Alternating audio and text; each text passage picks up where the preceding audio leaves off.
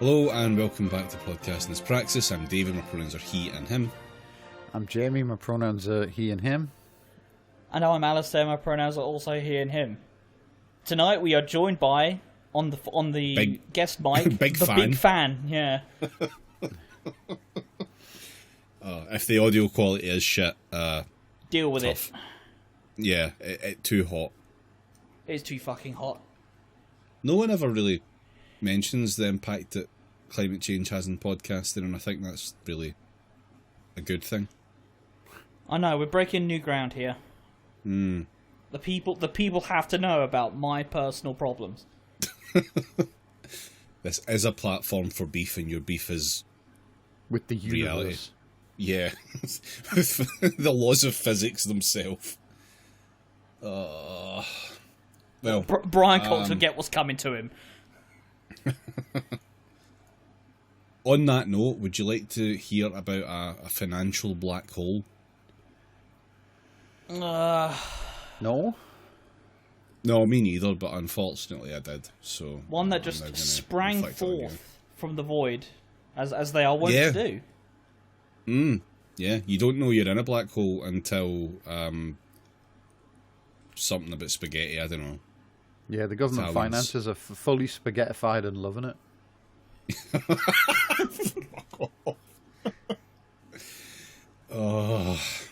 Right, okay. There is apparently a £22 billion shortfall in spending plans for this year, which means that the government... It was impossible to observe this particular black hole until you had crossed, if you will, the event horizon of the election. Yeah. Yeah. The money apparently doesn't exist to fund any of this stuff. That can be both true and not true at the same time, because money isn't real, and governments can do whatever the fuck they please. A fact that we all know. Is anyone ever, do you think, going to sit Rachel Reeves down and explain to her what a government bond is? No.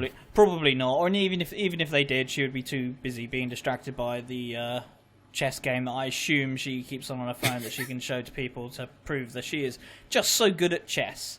Yeah. Look at all these children I owned. Pardon me, I'm just away to Parliament to vote for another way to own children. Rachel Reeves create a Smurf account on chess.com.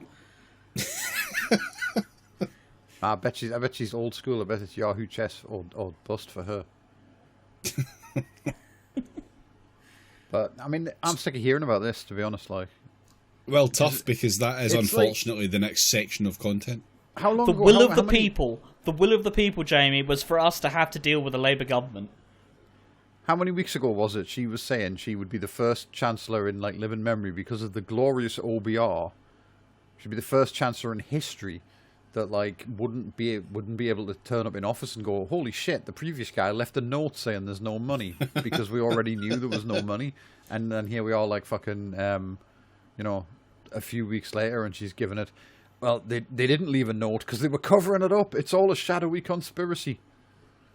It's like, yeah, okay. Yeah. Well, she was able to do that because she hasn't done that thing with the OBR yet.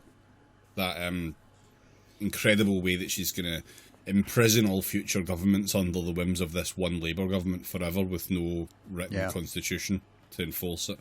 So, good luck. On the conspiracy side of it, though, the Guardian reported 4 months ago that there was a conspiracy of silence from both the Tories and Labour about public finance, and it was the IFS that had said that. She doesn't like the IFS quite as much as the OBR, but... Rachel Reeves herself was referring to a 20 billion black hole back in, was it June? And also in, I think it was in, autumn or winter last year. Like, fucking... I mean, this is just the fucking fig leaf that they were always going to use to do what it is that they love to do, which is means testing and austerity, because that is all these people ever do. That is all they know.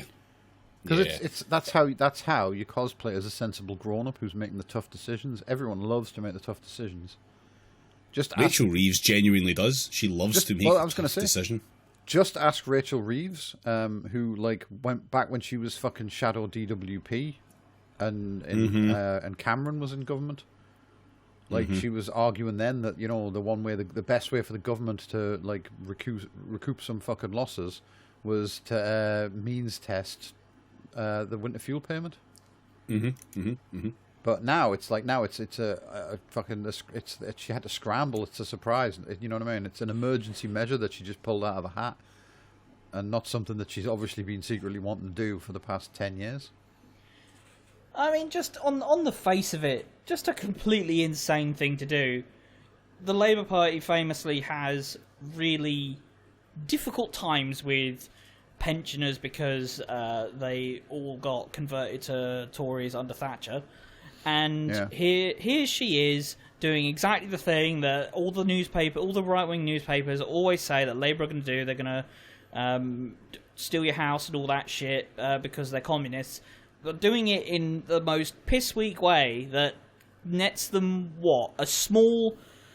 I mean, on their own terms, a small recovery of this fucking hole or whatever, and just further enraging the demographic that fucking hate them. Yeah. So we'll go through all the measures in a minute, but this gets to... Hang on, right? So the thing is, though, what you've got to remember is this measure could kill a lot of pensioners, thus reducing the Tory vote at the next election.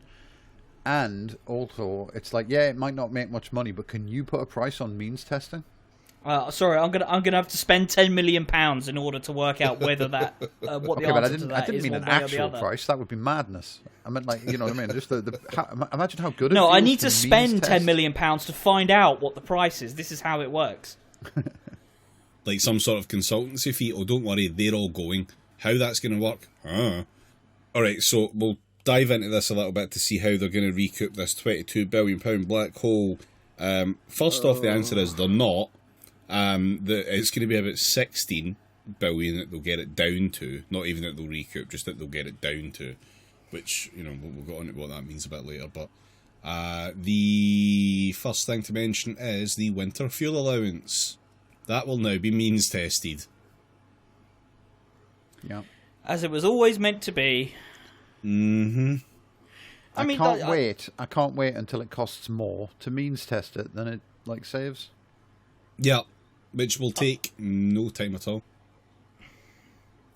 I think they were saying that it's going to be given to people who are already like pensioners who are already on like PIP and all the other stuff you get when you can get when you are a pensioner.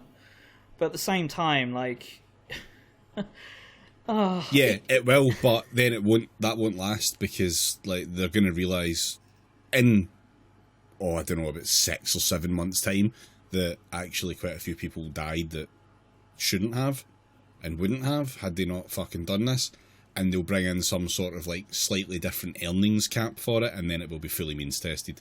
It's just going to be a shit show. The Guardian had a fun little quote from Reeves on this one. Let me be clear, she starts. Always good. Yeah. Always, a strong statement's coming when someone says, let me be clear. Why does no one ever respond to that with no? This is not a decision I wanted to make, nor is it the one that I expected to make, but these are the necessary and urgent decisions that I must make. Yak shit. Run out of animals.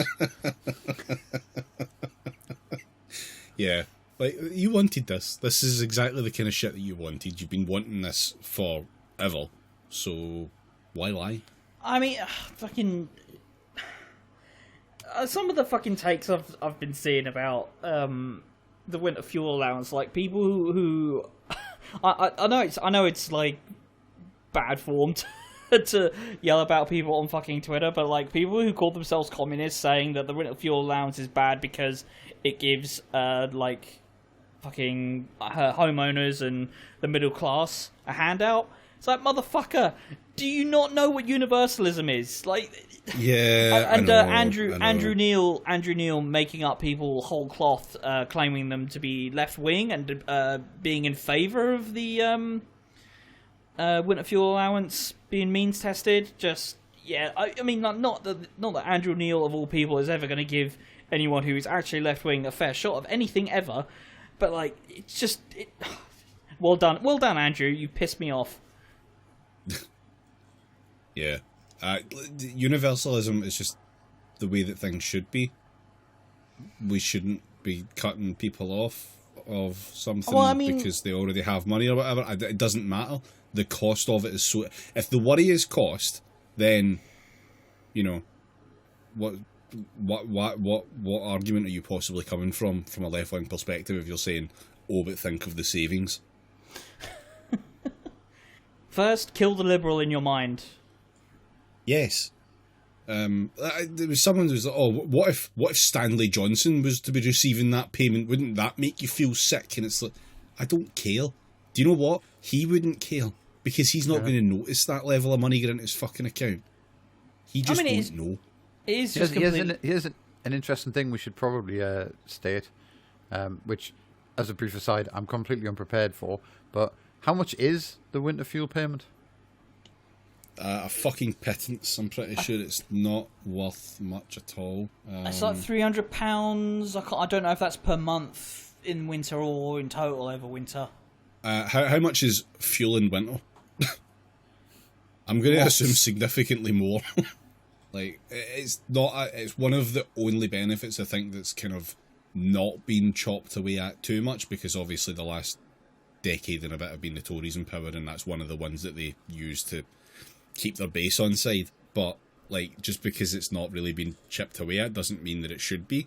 Doesn't mean that people won't actually be fucking relying on it to some degree, especially with the fact that we're still at this point in the cost of living crisis. Because funnily enough, that inflation all came down, but the prices didn't come down either. Like, well, I mean, inflation coming down just means that we are getting poorer slower. Like, doesn't mean we're getting richer. No, it doesn't. So, like, all of the damage has been done and we still live with it. So, maybe don't cut money away, even if it's going to affect more middle class people or whatever. Okay, fine. But if the cut off here is like you are fully just receiving benefits, then a lot of people who do not have a lot of fucking money are going to be affected by that same thing. So, I don't know. In the spirit of universalism, I don't think there's an argument in any way for means testing it. There's never a fucking argument for means testing anything. No. So, correct. Fuck it. Waste of time and money. Yeah. On to the next thing, which will affect definitely older people, but also not so much. The social care cap is gone, which, if I recall correctly, was once known as the dementia tax and cooked an entire electoral campaign in 2017. Well, whether it will cook an entire electoral campaign again remains to be seen. I think if they're getting in early with that one, introduce it, just do it, and then, you know, in 5 years the frog's boiled anyway. And what are people going to do? Vote Tory in 5 years? Well, I mean, fucking like, maybe. Like, well, it's possibly. Yeah. Or reform, yeah. I mean, it is completely fucking bonkers to me that Labour have won this, large number of seats, razor-thin margin on, like, overall, and the strategy seems to just be to fuck everyone off. I know these people are ideologues to the core, but like not even being able to do stuff for self-preservation is truly staggering. Mm-hmm. Yeah, no, it's all in 5 years, so like, who cares? They can do what they want at this point. 5 years, that's like 50 years from now. Yeah, and in 5 years' time, they're definitely going to have all this ironed out and sorted out.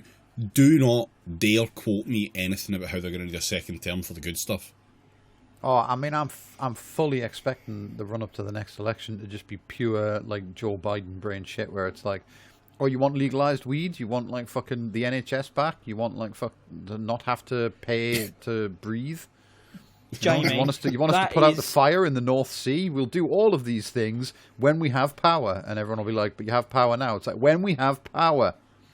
Jamie, like, this strikes me as you being too optimistic, because to my mind, they're not even going to say that. Like, they're not even going to pretend to promise to do the good stuff. Like that. Well, no, like, the papers would eat them alive, wouldn't it? The point is, though, in 5 years, the good stuff is going to be like, we will slightly increase the, we'll slightly decrease the threshold for whatever means-tested piece of shit that never used to be means-tested. We will give the giant robot we inexplicably built that destroys houses at random an extra day of inactivity per week. Wow, what a heartwarming story.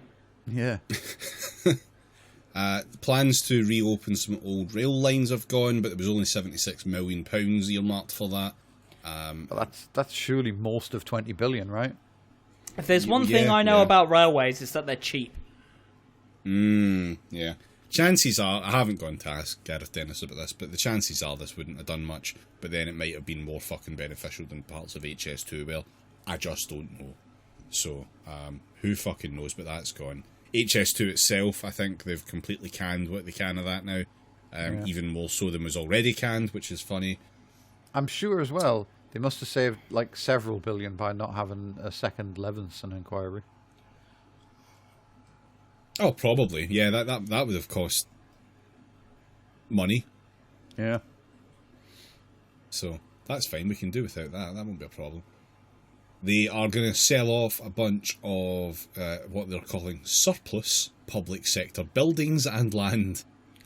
Didn't need those anyway. What else is new? And what they're calling a sour grape strategy.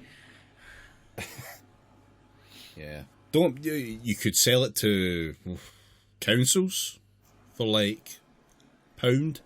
How many years do you think we've got before the government is like, you know, a government commits to selling like Westminster and then renting it back from Circle or something like that? Because sooner or later they've got to run out of assets that they can just like shovel off to their mates, right? I mean, the thing about if anyone states is they deserves tend to be quite Prime big. Minister from a WeWork, it's Keir Starmer. Parliament brought to you by WeWork.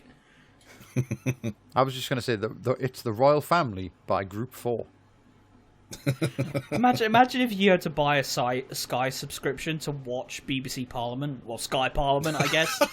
Yeah. Wow. They need to change the website from they work to you to we work for you.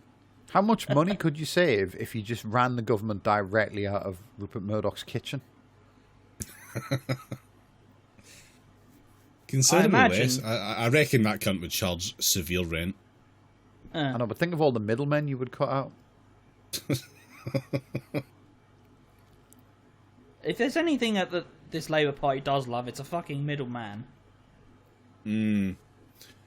Part of this the surplus public sector buildings and stuff, like there's a lot of obviously like office buildings that are not being used as much in city centres and they're trying to be sold off, etc. So I am sure we'll get a good price on all of those. That will all be fine.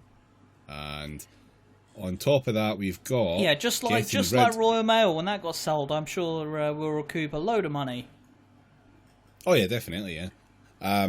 There's also going to be an effort to get rid of... It's just sound business, David. I can't believe you'd hate business so much as to try and offer business a price that is over the market value. Or at the market value, even. How folly of me.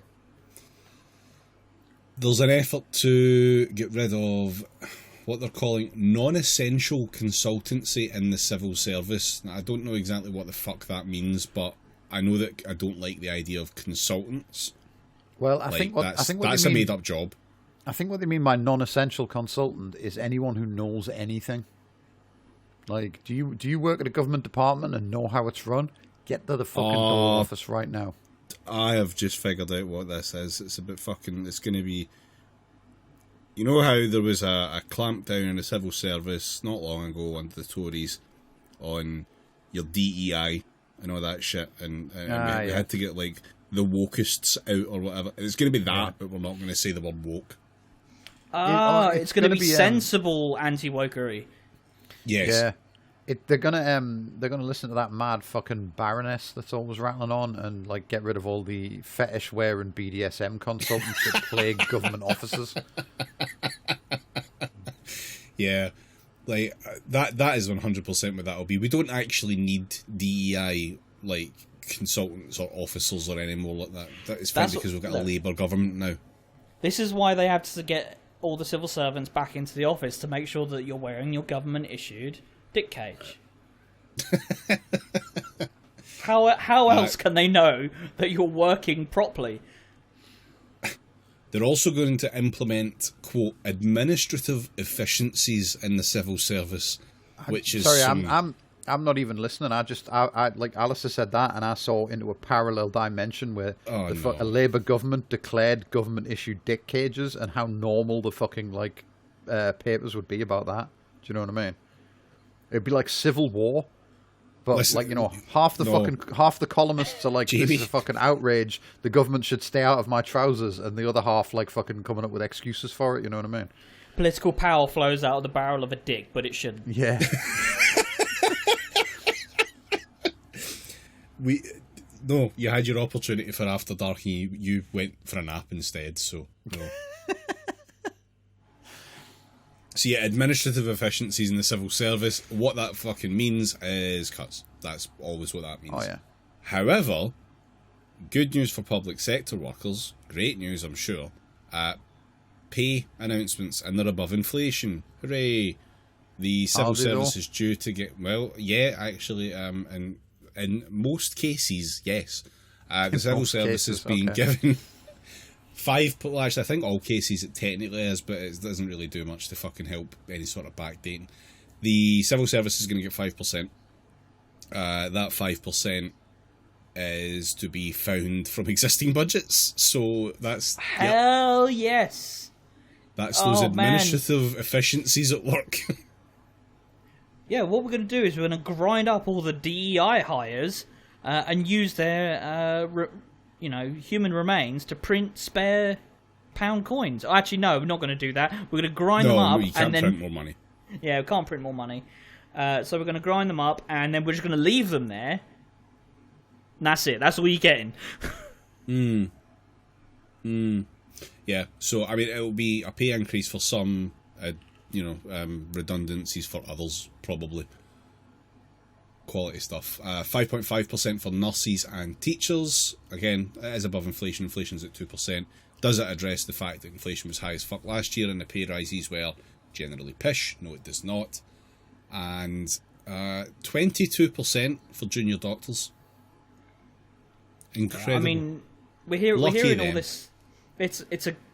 I mean, my feeling about, and this is basically just a gut feeling, that this, I mean, particularly with the junior doctors, maybe less so with the 5% figures for the other two, 20% big headline grabbing figure, but the detail of a poison pill essentially that the doctors' union's going to have to swallow because if they reject 20%, they're just money grubbing, ungrateful scroungers, and all that good shit.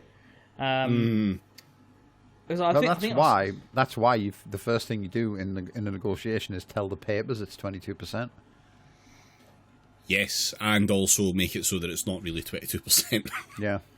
That as well, obviously. I mean, their favourite thing to do is to say, it's going to be 20%, but it's over 5 years. It's like, okay, so maybe barely above inflation. So this is 22% over 2 years. So still well above, even if it was 11% each year or whatever. That still sounds like, that would be really good. But unfortunately, there's a bunch of conditions attached to it. I do not have a full list, but the ones I've seen... There's that poison pill I love so much. And it's a good job you put cheese around it this time.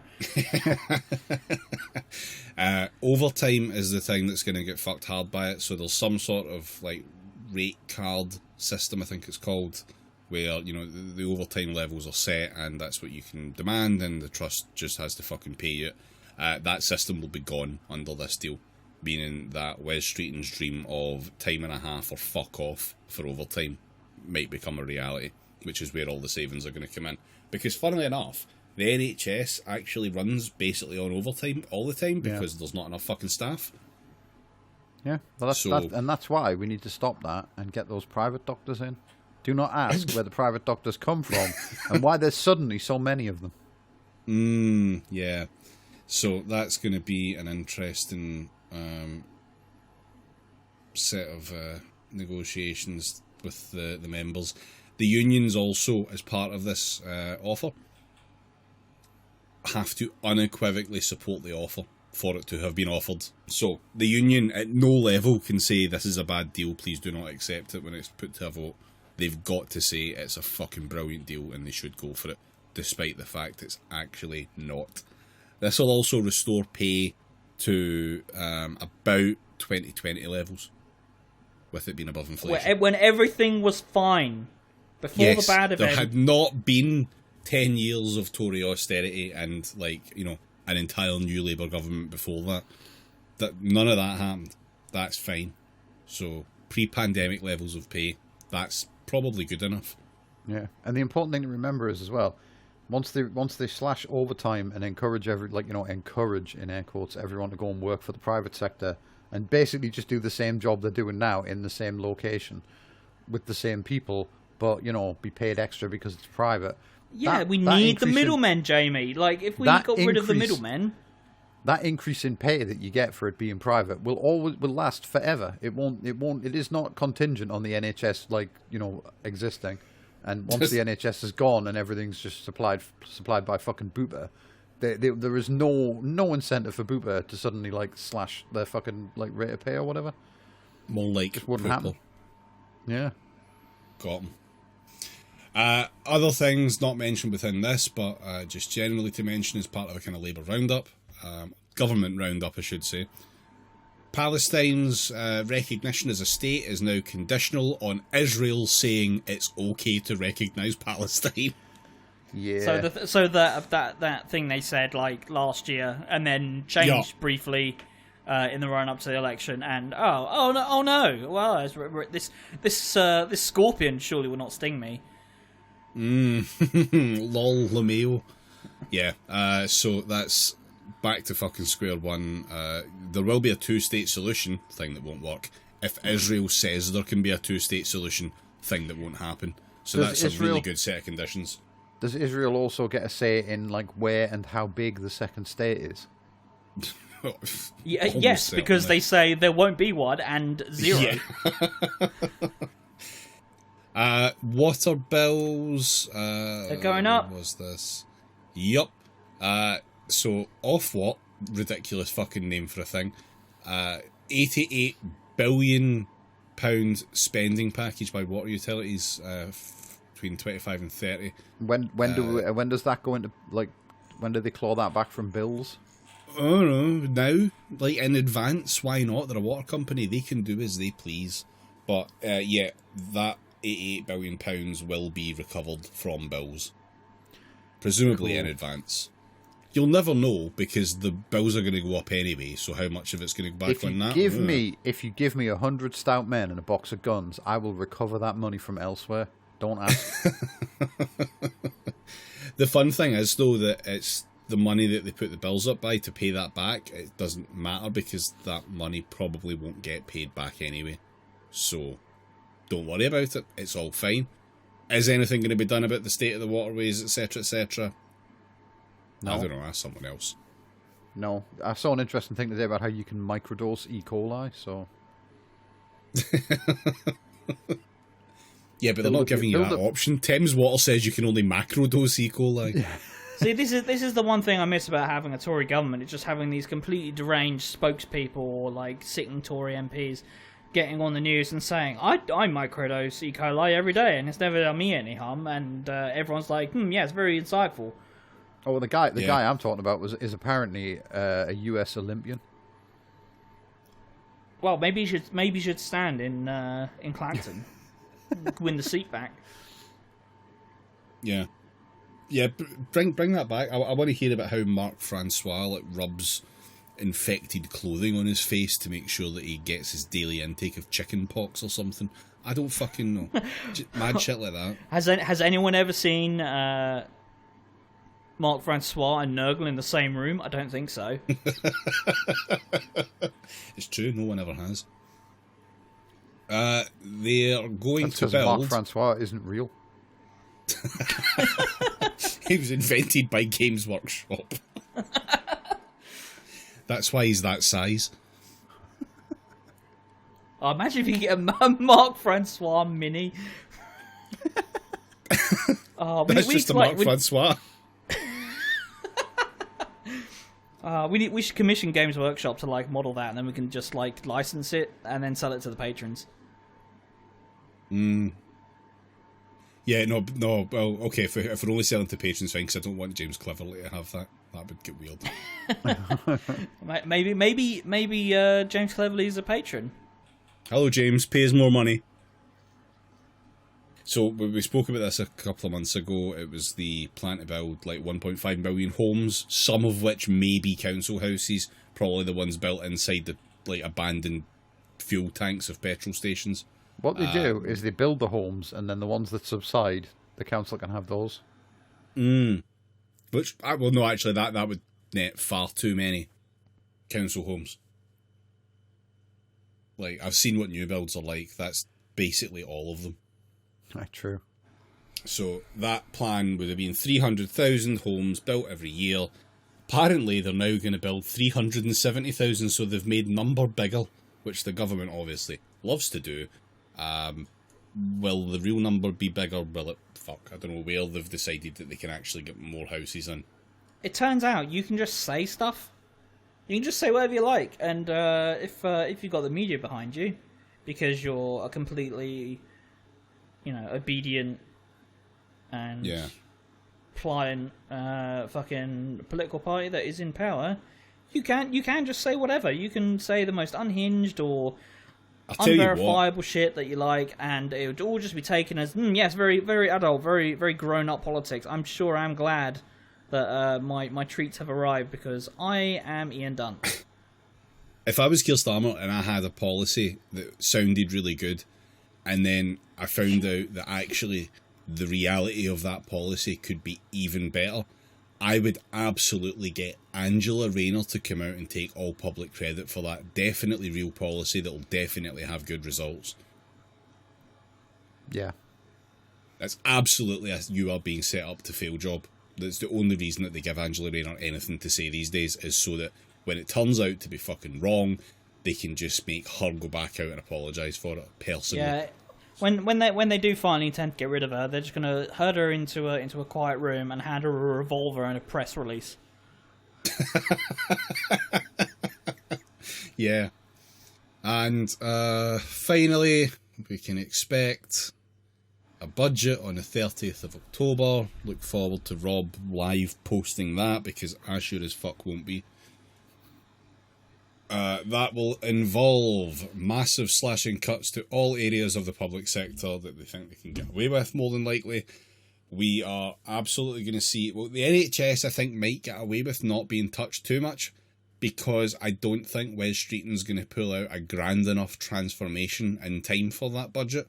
So they'll just string that along and things won't get much worse, but they will get worse on that front, is my prediction.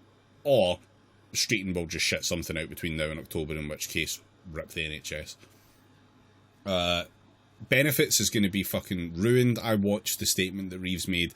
She took a whole 2 minutes to talk about things that she's not actually doing, but about benefits, about how it needs looked at, and the Conservatives let the expenditure for welfare get far too high. Like, really normal shit to say.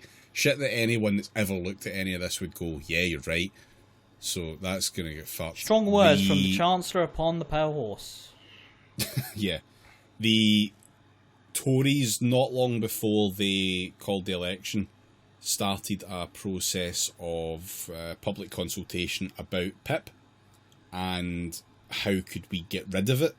Like, big on turning it into you buy a thing and then you claim the money back type deal, but only if it's a specific item, or just straight up go fuck yourself and here's some vouchers.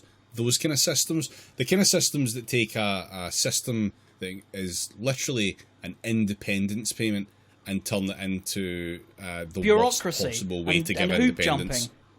Yes. Yeah. So, yeah, I hope you enjoy spending your spare time as a disabled person working out what fucking forms you need to fill in order to expense your bus journey to the doctor. Yeah, Fuck and these good luck. cunts. It might be denied. Like, you're going to need to file an expense report, basically, and guess what? Someone signs those off. Because you've been to the doctor an awful lot lately, that seems a little bit excessive. Could you not buy a house closer to the doctor? We've just built one in a forecourt. Yeah, I don't know what the fucking outcome of that's going to be at all. No one really does at this point. I would not be surprised to see some really awful shit happen, specifically to Pip, because it is the one that the papers point at the most. Funnily enough, because it's the one more people are claiming, because it is exactly designed to help people tolerate life with disabilities. And unfortunately, they do make you work these days, and it's very difficult to claim job seekers while you're working. It turns out if you just give people money, it makes their lives better, and therefore it must be destroyed. That is the modus operandi of a Labour government.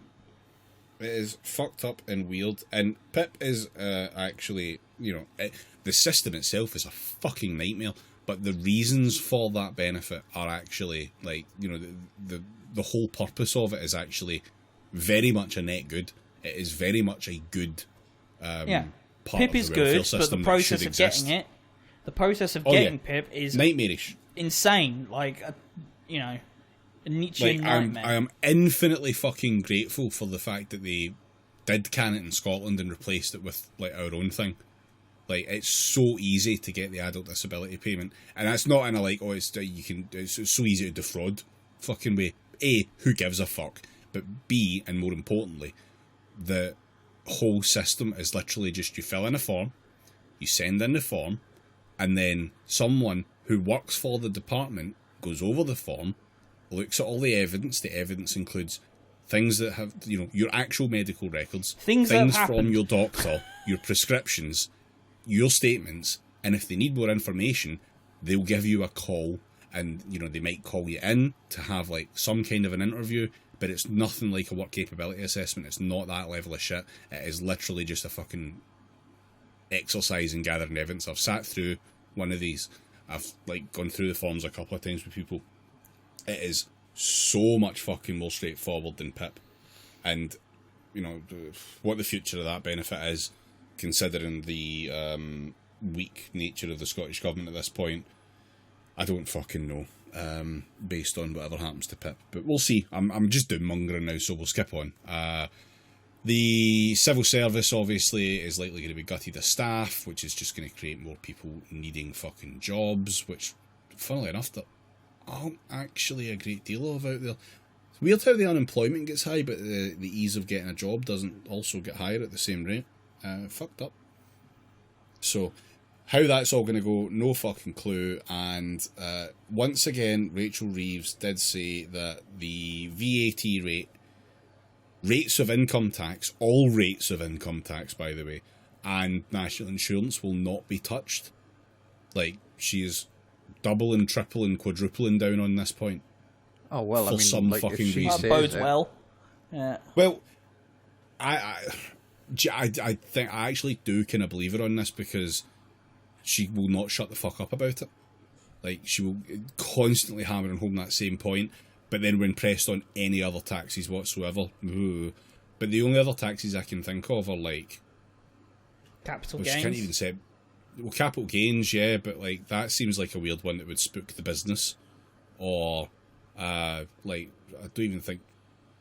Can the government set business rates? I can't remember if that's them or if that's local councils. I think that's councils. So she couldn't touch that. There's inheritance tax, but that seems like a fucked one to touch. But then again, if you're saying fuck the olds, then maybe. But I don't see how that's going to get you a great deal of money. She should stop fucking around and just set corporation tax to 99%. Yeah, corp tax can just, go on, yeah. Just move the sliders around until the economy changes. Yeah. Yeah, fuck it. I don't know how it's all going to work out. Ugh. Check back in October, or for whatever bullshit they say between now and then. Yay. This is an ad break on Podcasting as Praxis. This advert is for the Patreon of Podcasting as Praxis. On the Patreon of Podcasting as Praxis, you will get at least one monthly bonus episode of Podcasting as Praxis. where we discuss lots of topics, including new types of guy, celestial boondoggles, monetising whale shit, and, reluctantly, Scott Paul. You will also be able to join the Podcasting as Praxis Discord, a place to talk with like-minded people about lots of topics, including new types of guy, celestial boondoggles, monetising whale shit, but not Scott Paul, and also, of course, Podcasting as Praxis. If that isn't enough Podcasting as Praxis for you, the Discord also includes a bonus channel where we post the bits that don't make the final cut of the episodes. Fans of both mediocre and bad podcasting have everything to gain by subscribing to the Patreon of Podcasting as Praxis. You will also no longer get ads on episodes of Podcasting as Praxis. £5 a month will get you all of that and maybe more at patreon.com/you guessed it, PraxisCast. That's patreon.com/PraxisCast, the place where we sell Podcasting as Praxis. Okay, so that's the end of the government roundup, and onto an article.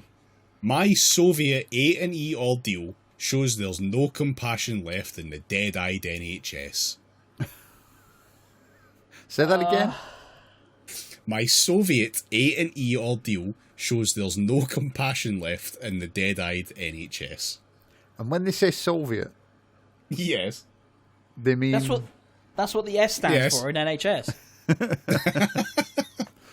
Yeah. The National All right, let's fucking go. Yep. This is, by the way, like, of all the people that write in the Telegraph, who would you want to hear a story about health from the least? Do you know what I mean? Despite looking Does at that Giles shit Corran, does Giles Corran No, write in he's the the Times. Telegraph? Oh, it's Times. I'll give you a clue. COVID. Nah, you're not going to get it. Alison Pearson. Okay. Yeah. Yeah, she who fully lost her mind over COVID, like, more so than already had happened. Someone who just should not ever consider writing about matters of health has written a fun account. Stop, you mean? Yeah, well, yeah, also that, yeah. It was this day last week when I woke up with the pain. Around 4 a.m. I had a packed day ahead. Record Planet Normal podcast. What? Travel, yeah. I think we're going to have to retire the normal island bit. No, we are fucking not. We got it first. Travel north straight after to do an interview. Yeah, how many divisions does Alison Pearson have? And the multiple tasks were whirring in the Rolodex of my brain, but my God, the pain. Like an iron corset squeezing my chest. Must be indigestion. I went to the bathroom and glugged down some Gaviscon, went back to bed and waited for the feeling to subside. It didn't seem to have any effect. The corset tightened another inch. I took some Anodin and Maybe you should have taken that off. That would have been my medical advice. I took some Anodin and tried to get back to sleep, already fretting that I was going to be too tired to do my work. Around 6:30 a.m, the pain was so intense... What was the work again? Going for an interview? Recording a podcast. Look, I'm sorry. Absolutely not. No. Around 6:30 a.m, the pain was so intense that I decided to have a bath. Something that had helped when I was in the throes of labour. I got in the bath and immediately decided it was an idiotic decision. If I passed out, a possibility that felt imminent, I could drown. Get out of bath, collapse face down on bed, hold tight to sides of bed like person clinging onto raft on a storm-tossed sea and try to think what to do. Yeah, it's a nice thought, isn't it? I was alone. Himself was away, reporting on the Republican convention in Milwaukee. I thought his name was Will Self. If he was here, he'd say, "Don't worry, darling, everything will be okay." I mouthed those consoling words to myself.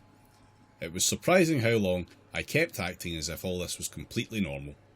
I emailed my editor at the Telegraph to say, "So sorry, I have chest pains and won't be able to do the interview."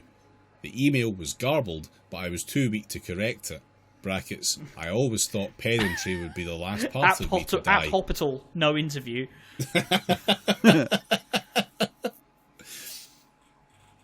That pain was so all-consuming it blotted out reason. Shards of the anodyne had just come back up with great force.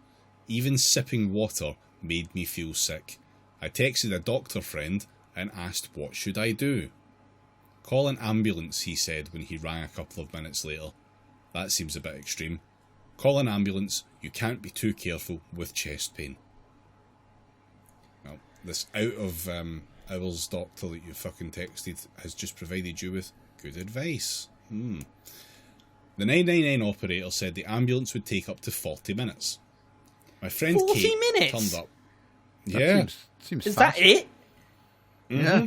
Mm-hmm. My friend Kate turned up to wait with me. columnists get to ring a special number for the ambulance, you know what I mean? They call 9910.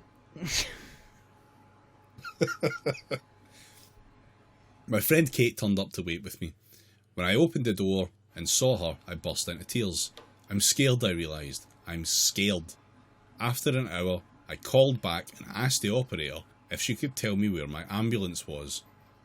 No, that isn't possible, the woman said curtly, like an old school nanny telling off a child for being greedy. It's always interesting when the utter charlatans who have poured their heart and soul into shaping this country into this come face to face with the consequences of all of that pouring. Yes. Like, it's that's why we're reading this. Thin gruel. That's ridiculous, Kate said. They can tell you exactly where a post office delivery is. Why can't they locate your ambulance? They fucking can't. Yeah, I was going to say, like, that's news to me. And, Yeah. and I might add, the post office. Please don't call us again unless your condition deteriorates, said the operator, reciting her robotic script. Would it be more convenient for you if I died? I don't think I spoke that aloud, but I thought it. 7 out of 10 doctors say yes.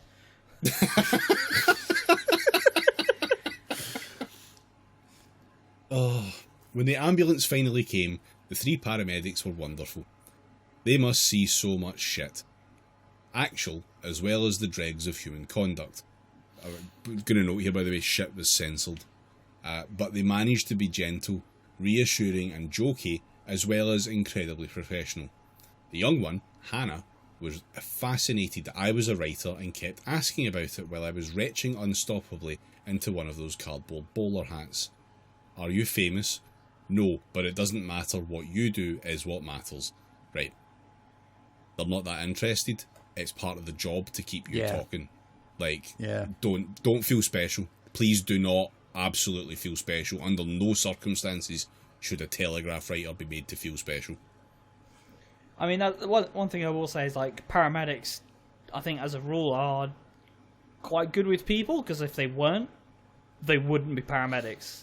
Like, I mean, doctors somehow get away with this shit, but a paramedic, there's that, less but so. like, even just part of first aid training, like, if you come across someone and they're in a fucking bad way, like, one of the best things you can do is try and keep them engaged in conversation if they're feeling up to it. Like, not if they're feeling up to it, but if they're capable of it, even. Like, just so that you keep them conscious, you keep them, like, you know, alert and stuff, because you don't want them to fall unconscious. It's one of the ways that you can keep an eye on them for, like, the onset of shock and stuff like that as well. So yeah, that's they're literally just doing their job here, which again, like, is the problem with all of this. And it didn't matter. Nothing about my life mattered in those moments except the ravishingly green trees and hedgerows flashing past the open window of the ambulance on that hot day, and the young paramedic longingly asking her boss when they could go and get McDonald's. Okay, so far so normal. Yep, this sounds like an interaction with the health service. I didn't know it then, and I'm glad I didn't, but theirs was the first and almost the last human sympathy I would encounter during my day at the mercy of the NHS. An ECG was not showing signs of a heart attack, the driver said, but that didn't prove I hadn't had one. At the hospital, they would do a blood test which would confirm it in one way or the other. The pain, my ghastly companion for 6 hours, still squatted on my chest like a hod of bricks. They wouldn't give me any painkillers now, she said, because it might prevent the doctors giving me the drugs that I actually needed. You can hang on till then, Alison, can't you? They'll see you within 10 minutes. I nodded. I could bear it for that long. Right, well, you've bought the 10 minutes line, and that was your first mistake. Anyone unfortunate enough to have had recent experience of, quote, our NHS and A&E will know what came next. I went from being looked after in the ambulance by 3 people who by their every action showed they were in a caring profession to a place staffed by people who had lost any sense of vocation if they ever had one. Fuck off. She's annoyed. She's annoyed that she went from being the special princess that everyone is interested in and wants to hear from to having to experience triage where your degree of need is actually assessed. And if they've assessed that you've not had a heart attack or are not about to have a heart attack, I imagine your triage position has decreased somewhat, thus ridding her of her pretty princess special status. And that's what she's mad about. My wheelchair was parked up against the wall of an L-shaped waiting room rammed with patients. It was a scene from the third world. I beg your fucking pardon. Does Yes. she die at the end of this? Naively, I expected a nurse to come up and take me for that crucial blood test and offer me pain relief. After a quarter of an hour, a man pushing a monitor on a trolley came up and took my blood pressure. Sorry, I'm in a lot of pain, I said. Can I please have some painkillers? The man looked blank, not meeting my eye. I will ask my colleague, he mumbled and walked away. I don't know if this... Is that a typo, or is that like a weird transliteration? Colleg. I have no idea what the fuck this is all about. I do think it's worth mentioning. She goes on, maybe an hour passed before I saw... Is she going to pivot into the fact that doctors need to have fire in belly? Is that what that's about? Maybe an hour passed before I saw the same man and stopped him, asking for pain relief once again with what must have been mounting distress.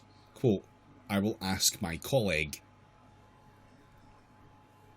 I have no more context to that. I don't know if this is some weird fucking Telegraph style guide shit, or if... I don't know why this is making me hallucinate. What could it mean? No. I genuinely don't know. Does she give us any more information about the man? Because, my first instinct... You are assuming there may be a racist component to this. Yes, I am assuming that, yes. Because she's a Telegraph columnist.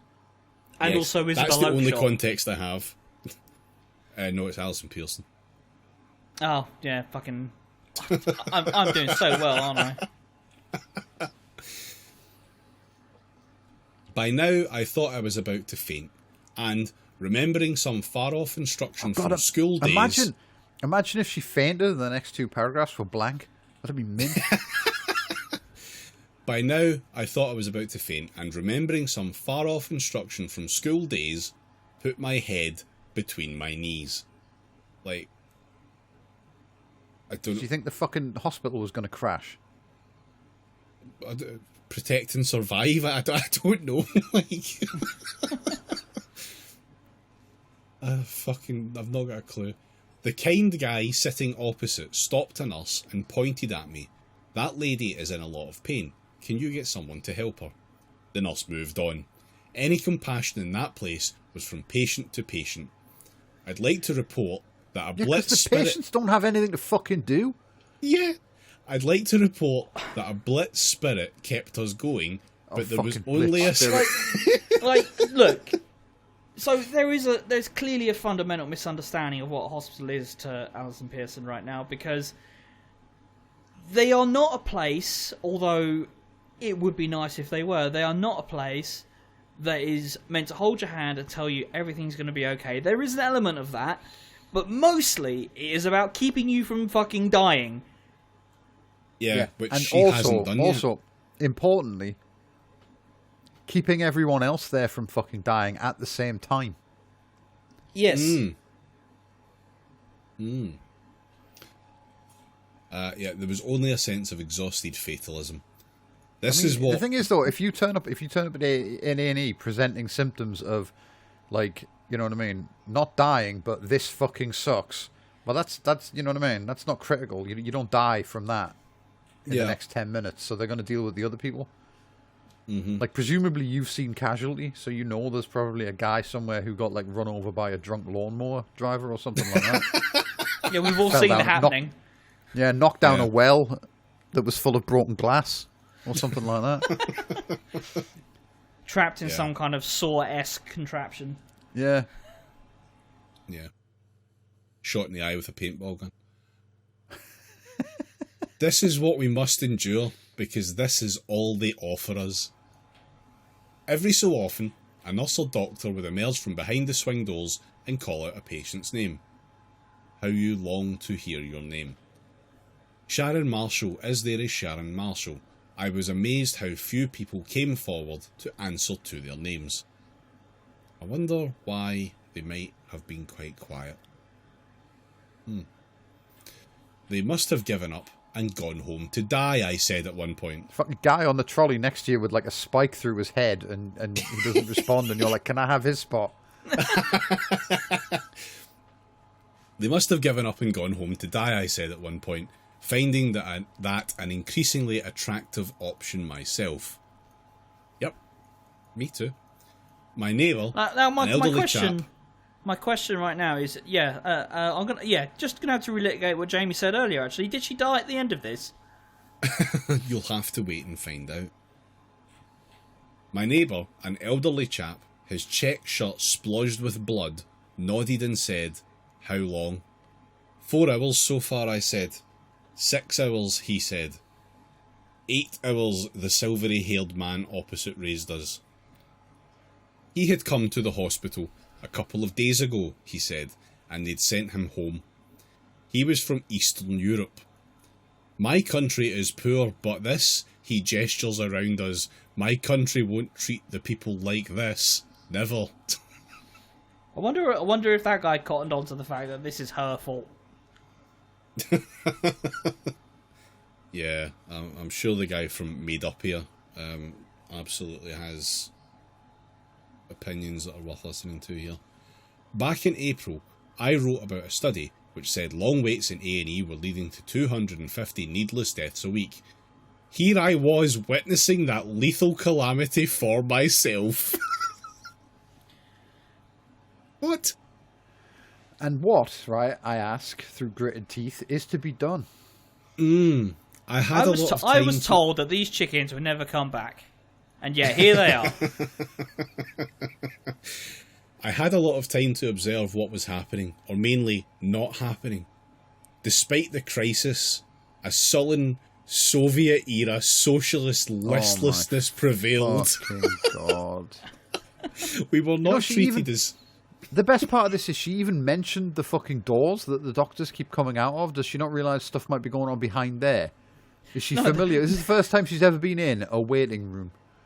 All of these doctors disappeared as soon as they went behind those doors. Like, no one knows what happened to them.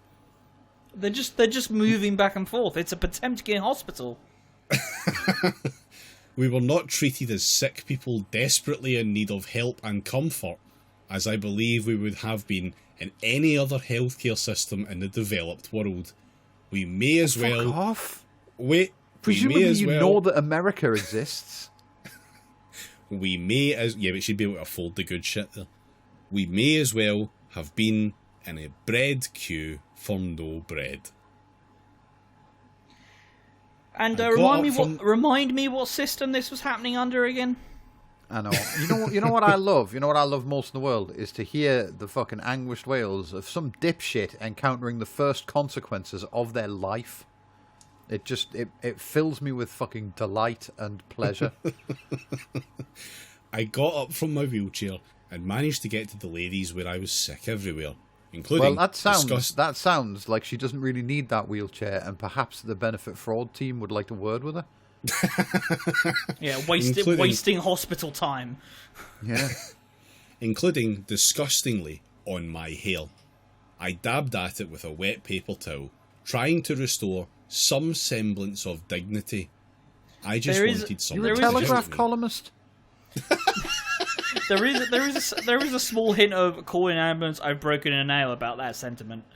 Yeah, I mean, she was told to phone an ambulance because she had chest pain, and she did the right thing. Unfortunately, she was not prepared for the consequences of doing the thing she was supposed to do. Like, you're interacting with a system that you have been doing your level best to say shouldn't exist for however fucking long. And part of the reason that it's the state it's in is because you keep saying it shouldn't exist. So... Yeah. Welcome to the real world, dickhead. Yeah. Back in Purgatory, someone was telling the Silver Fox from Eastern Europe that the NHS didn't have enough funds. And that, dear reader, was when I finally lost it. Wait, for real? Yep. That's written... That's in there. Mm-hmm. £182 billion a year we give the NHS, I said, and this is what we get in return. It's shocking. The NHS. Yeah. If the NHS doesn't buck its ideas up, we'll have to stop its pocket money. The poor patients around me sat numbly, dead-eyed in defeated silence. No one loves the NHS anymore. We just pray it doesn't kill us. Tough crowd. I know. Imagine being in A&E and like sitting in glum silence while some fucking dipshit kicks off about well, we give the hospital so much money. Yeah. Yeah. When I'm in an A&E waiting room, my main desire, other than being seen, is for no one to talk to me. Yeah. In a booth in the far corner, there was a nurse who seemed to be overseeing things. She was gossiping with a colleague, which was it. I can't keep water down, and I'm in great pain, I interrupted them. In the ambulance, they said I'd be seen in 10 minutes because of chest pain. She glanced at her screen. You'll be treated in order of acuity, she said. Acuity? Which tier of useless NHS management came up with that buzzword to fob off the folk they are paid to care for? She's discovering the concept of modern medicine in real time, and this is fascinating. Okay, but that bit there, did she say that out loud, or is that, you know what I mean? And then everyone in the room stood up and... that's what I want. I want to know, did she say that out loud and receive rapturous applause, or did she just, go, oh, okay, and then, what I mean? You'll be just think to herself, you'll be hearing about this later. Unfortunately, she was defeated by the pain of the bread queue, and didn't have the energy to say that. Oh, so it's not all bad, then? Fine. Could I at least have something for the pain, please? The nurse said she would ask a doctor to prescribe an antiemetic and paracetamol. Of course, she didn't. 40 minutes later, I returned to the booth, and I said with as much force as I had left, this is not humane. Don't you know who I am? This is not humane treatment. I may well faint from the pain. If I hit my head on a chair or the floor, that is going to be on you and the hospital. 10 minutes later, a miracle of sorts. Honestly, I bet she thinks everyone in that waiting room thought she was fucking brave and mint. Oh yeah. Do you know what I mean? Yeah. I stood up in the middle of A&E and had a tantrum about how I was going to sue. You know what I mean? Oh yeah, everyone fucking loved you, Alison. They can't wait for you to come back. 10 minutes later, a miracle of sorts. A cheerful, bustling young woman who could have stepped out of a 40s film called my name and said we were going for an ECG. Was she in black and white? Come on, lovely, she said, taking my arm. Her kindness felt like the first merciful drops of rain after a drought. What the fuck would you know about that? Fuck off. That's rubbish, the old-fashioned angel said when I told her some nurses insisted I couldn't have pain relief until I'd seen a doctor. I'll go and get it signed off right now. And she did. Well, I mean, like, trying not to split hairs too much, but she did have to get that signed off. Yeah. Yeah. After more than 10 hours of agony, I finally lay back in a big padded chair and felt the iron corset loosen as intravenous paracetamol entered my veins. Oh, that's the good shit. Yeah. In a place called, without apparent irony, the Rapid Treatment Room. So, how quickly did you feel that treatment taking effect? Honestly, the Rapid Treatment Room, this is like, right, when you go through the fucking drive-thru with my mum in the car, and if your burger isn't ready within 30 seconds of placing the order, I thought this was supposed to be fast food. Yeah. Yeah, this entire fucking article so far has boiled to, you wouldn't get this kind of service at Dorsha. The blood test eventually ruled out a heart attack, thank goodness, and a chest x-ray was clear. Stomach virus felt more like a weary guess by an overwhelmed junior doctor than a diagnosis. Come back in a few days if you'll know better, he said. Sorry, come back in a few days if you'll know better, she said. Shocking. Come back. That's a twist. What to that terrible, unfeeling place? I'd rather be flayed alive with nettles. Yep. Cool. And that was it. No referrals for the cardiac tests, upper endoscopy and colonoscopy, which I'm told any good healthcare system would have recommended immediately, and which I will now have done on the private health insurance I am so lucky to have. Why didn't you just do that first then? Because they don't do A&E. Well, no, I mean, they don't do A&E. Because but, like, reasons. Yeah. Yeah. Maybe, like, the reason that people told you that you would have got all that definitely done on any good health system is because those health systems would have charged you for those fucking things. You fucking rube. But that would be preferable because she can afford it. Yeah, well, fucking good. I'll be pay for it then, you arsehole. Back at home, I texted my friend, a senior doctor at the hospital I had just left. A vision of hell, I wrote. Hard to believe we live in a first world country. I share your assessment of A&E, my friend replied, and it is the same on the wards. Lack of empathy and concern for a fellow human being. Partly cultural. Let's not dig into that. Cultural. For some people, it is just a job. A means to come to the... Oh, okay, we are digging into it. A means to come to the UK and get more money there than it they is. can There make it at is. home. Fuck you, Alison. Language and cultural barriers don't help. Again, these aren't Alison's words. These are Alison's senior doctor friend who works at that same hospital she happened to be at. Yeah. No, they certainly Paging don't. Dr. Reelman. Not when you're ill and want reassurance in your own language. My doctor friend, a first-generation immigrant who has built a brilliant medical career here over 30 years, points out that the UK has failed to train enough of our own high-caliber doctors and nurses. Oh, shove it up your fucking arse. Remind me again, what's the lead time on doctors and nurses? A couple of weeks. And I think it's staggeringly convenient that she had like a medical emergency that just happened to reinforce all of her shitty fucking beliefs about the health service. That's wild, that like. Going to become an Alison Pearson fucking like iron corset truther. The NHS is hugely dependent on healthcare migrants from 214 countries, some of whom barely scrape the English when did the number of requirement. Who brought up the number of countries? Was it her or fucking like Dr. Oh, that's absolutely her. But some of whom barely scrape the English language requirement.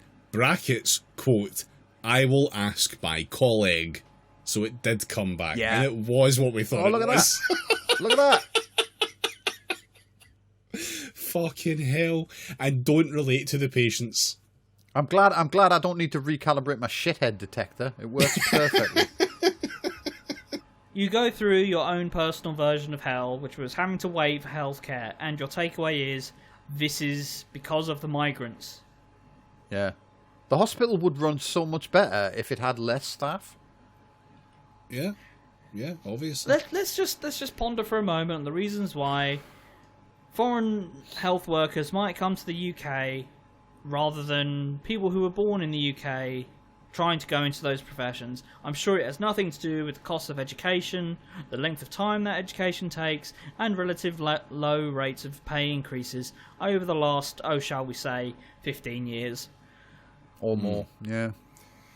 Even though we are now, at long last, training more British medics, immigration rules prevent the NHS prioritising students from our own universities over those from abroad. Can you believe it?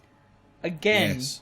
Why do you think I that can. situation is, Alison? Do you think that has sprung up out of the ground wholesale, or is that a series of decisions that, government after government has taken? Is her complaint here that the NHS isn't allowed to hang a whites-only sign up when they're doing Yes. job interviews? Yeah. Yes, that is exactly what this is, yeah. It's a week now since what I think of as the ordeal. I still feel sore and fragile. I cry at the drop of a hat. I move through the world with rather more caution, and I may have hugged the kids that bit tighter when they came home for my birthday on Monday. I am so grateful when I think of the handful of individuals who did their best to take care of me under appalling pressure. But the lingering symptom, the thing I don't think I will ever get over, is the awful sense that we live in a country with a health service so broken, so badly managed, so very far from providing a safe service, brackets quote, please don't call us again unless your condition deteriorates, so indifferent to pain and suffering, so conscious of its own rights, yet so deficient in basic kindness and consideration that it has forgotten its first duty, which is to humanity. The NHS is now the biggest reason to leave Britain. It's scary. You would find better treatment almost anywhere else. How can we call ourselves a civilised country while people are left in pain? We can't go on like this. We just can't. You were given some paracetamol. Shut the fuck up. Do you know what I mean? You would find better treatment almost anywhere else. Offer does not apply to anywhere we've bombed in the last couple of decades, or our allies have bombed, or you know what I mean, that we've just fucking overthrown or invaded or so on and so forth. I turned up to the hospital thinking that something might be wrong with me, and I wasn't treated like fucking royalty immediately. What is wrong with our health service? You know who's responsible, Alison? You fucking are. Yeah. You and your fucking employer and all your fucking pals at the garden parties, etc. Yeah. This is why the NHS is the way it is, because you've done your level fucking best to do it. They should, honestly, I think they should reverse means test the NHS. The one-time means testing is good. Yeah. It's just fucking miserable. Honestly. This from the same Alison Pearson who went fucking mad that they were putting effort into preventing the COVID pandemic. Not that they put much fucking effort in, not the NHS, No, but but the it was government. too much. But but it was too much. The government did too much, and it was unreal. She would much rather have seen that same situation, but amplified fucking 100-fold in A&E by just saying, fuck it, just open everything, it's fine. Well, what did we learn? I don't know. We should all learn not to do it again. No, we will read from the Telegraph again, unfortunately. It's a reliable source of content. Oh, well, that's the article at least. We can move off that. Do some commentary? If you insist. Oh, but I always insist. Reeves did not announce any tax rises yesterday. These will come in her first budget on October the 30th. So brace yourselves for rises in capital gains and inheritance taxes, plus major cuts in pension tax relief. So much for Labour's promise to be a government for savers and investors. But together with numerous smaller tax rises, they will more than fill the 22 billion black hole the Chancellor has suddenly discovered, leaving billions more to pay for what Labour exists to do. Spend. Is that comment or commentariat? Commentariat. I'm going to say commentariat as well, but fucking hell, on your own terms. If there's a black hole that's been left over from the Tories, surely that's... I'm not even going to... No, finish that thought because my brain hurts too much already. That was Andrew Neil in the Daily Mail. So now we know it's old folk on modest pensions who'll fund pay rises for the public sector.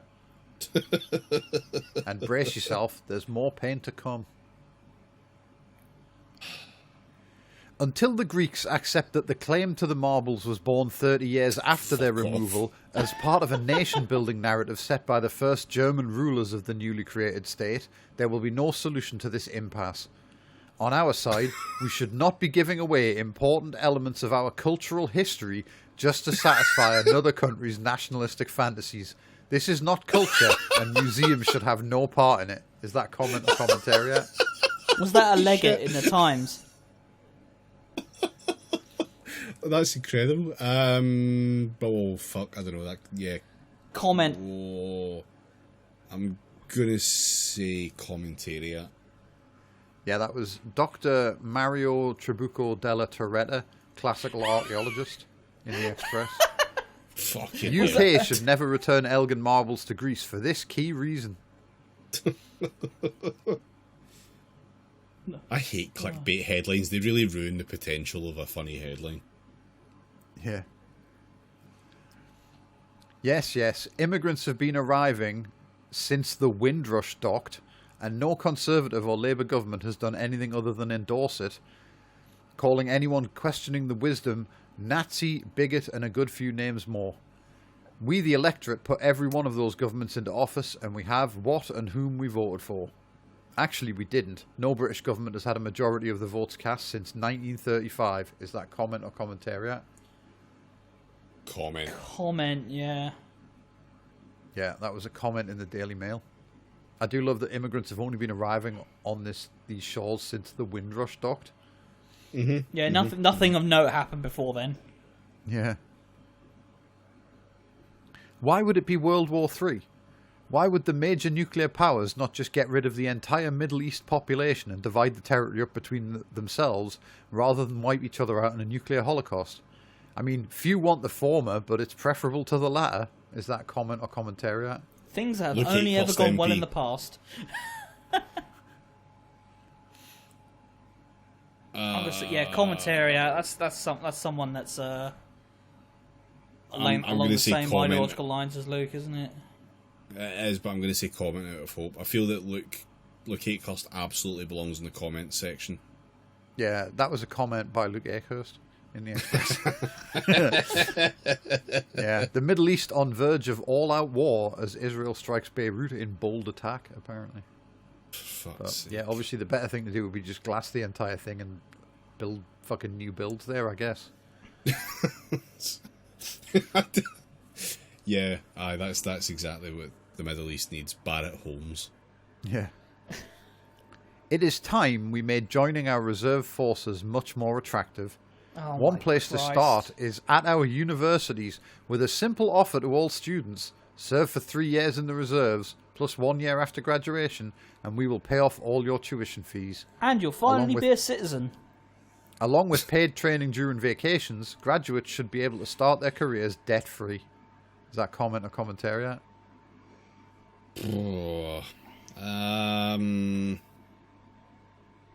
Commentariat. I'm going to say comment. This could go either way. That was Super Army Soldier Weekend Division David Davis in the Times. Students can play a role in boosting our reserve forces. For fuck's sake. There's already, that's already in unis. It's called the Officer Training Corps, and it's a shagging club, and that's the whole point of it.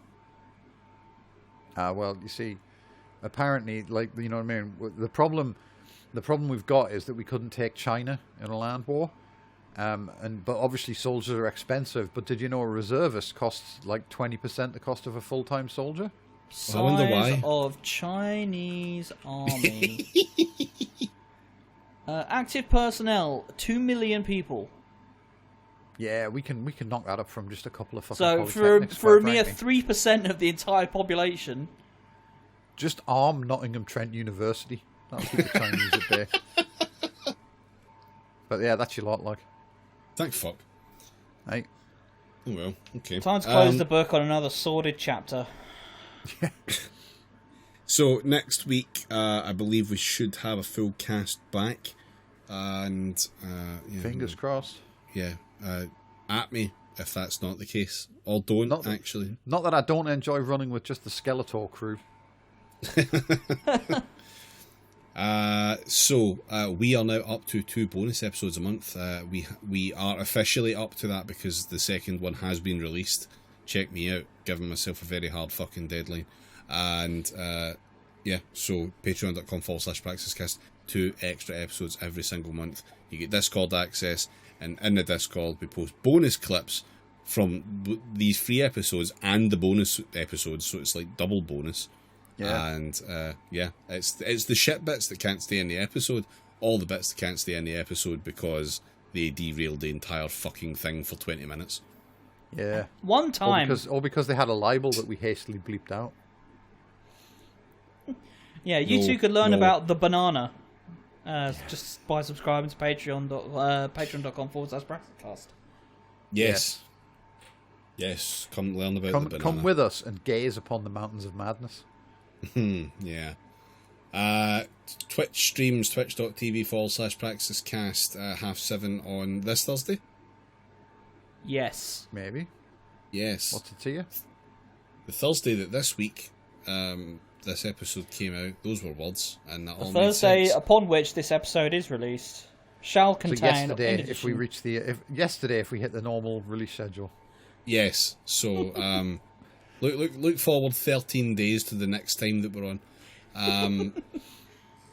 T-shirt, wear, clothing, merch, praxiscast.tmail.com, Nailed it. available. Thanks, bye. Bye. See ya.